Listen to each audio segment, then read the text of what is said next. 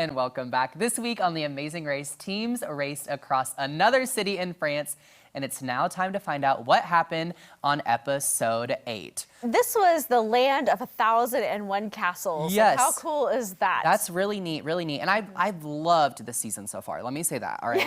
Now, this episode specifically was really exciting. So the teams first had to race over to a rugby arena, which was interesting, okay? And they essentially had to go through, like, I think it was like a rugby drill with a team. First of all, look at Phil Kogan in this. I mean, come on. He looks like the real deal. I know. thought he used to.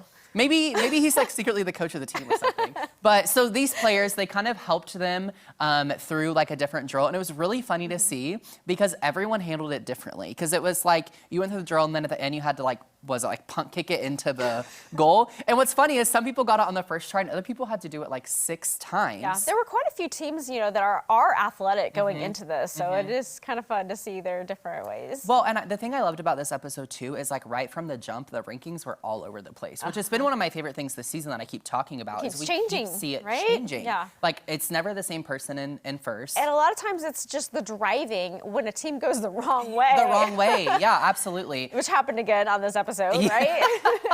Right, so after the rugby little challenge, then the teams go to the Detour. So they have 2 options. It's either say 6 or lay bricks. Now, if I ever get on this show, I'm not picking something that has the word say or rhyme or anything like that. Yeah, so the Those say are so hard. 6 piece of it was like a 6-line French poem.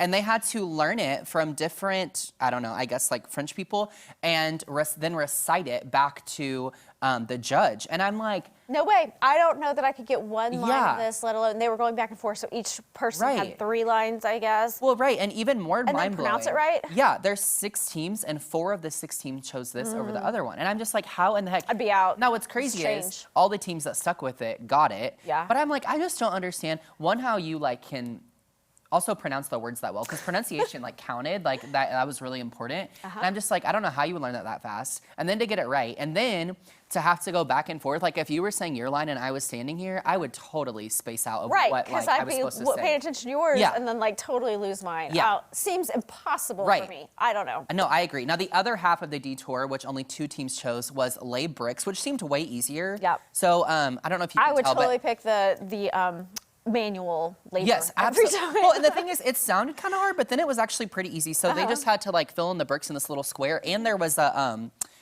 like a, what's the word I'm looking for? Like a sample one that they got to copy off of. So it wasn't like you had to figure it out. Like it wasn't right down here, there was like the code to it or whatever. The same thing. Yeah, so you just had to lay it and then put some sand in there and then get judged. And that seemed way easier. So I was really shocked that so many teams chose the other. Now one switched, right? Yeah, so Louis and Michelle, they switched, and then the twins did that one. And it's funny because they both finished like really fast, and then everyone did the French poem. They struggled hard. So it was really interesting. Now, it was a really, really, really tight, at least that's how it appeared editing-wise, race to the finish. But on this pit stop, Derek and Claire, so Team Big Brother, they came in first. And then, unfortunately, the Rams cheerleaders, Maddie and Quentin, came in last. But let me say, they were my pick from the beginning. They were your pick, and they were a really, really good team. They were one of the only like non-family or like romantic relationship duos this season. Yes. So I was rooting for them, and they had a really fun energy. They were high energy the entire season. They got along. They were very supportive. They never fought, which was really nice to see. So yeah, it's really sad to see them go. And what's hard is they were kind of like top to middle of the pack, and then you could kind of see them falling in ranks. And so I got to interview them a few days ago. I cannot wait to hear that. And we're going to air that a little bit later in the show. Really but there's some interesting reasons as to why they got so behind that were not shown in the episode. Really? So yeah. So I'm excited to see where the rest of the season goes. I would have to guess, so there's 6 teams left on tomorrow night's episode. So who do you think is going to win at this point? Here's the thing. All right, here's my opinion. I think Aubrey and David, I don't think they'll make it to the final leg. I also wouldn't be all that mad if the military brothers get out. They just they're good, but they're kind of cocky and their attitude kind of bothers me versus I love the twins. I still love the twins. Derek and Claire have been my pick since the beginning. And then Louis and Michelle, they've really been on the come up this entire season, and I really like them too. So I kind of prefer if it was those 3 teams in the final leg. But I guess we'll see what happens. So I don't know. It's been a really good season, though. I really think I'm rooting for the twins at this point because I just think they have an amazing story. And their stories they work so well together for not having ever known each other. Absolutely. Yeah, it's pretty cool. It's pretty cool. But all right, The Amazing Race Wednesdays on CBS or right here on Color 10. And it's, of course, available to stream as well on Paramount+. And up next, Blake recently caught up with the latest pair that was eliminated from Amazing Race. That's right. You don't want to miss it. Ozarks Live will be right back.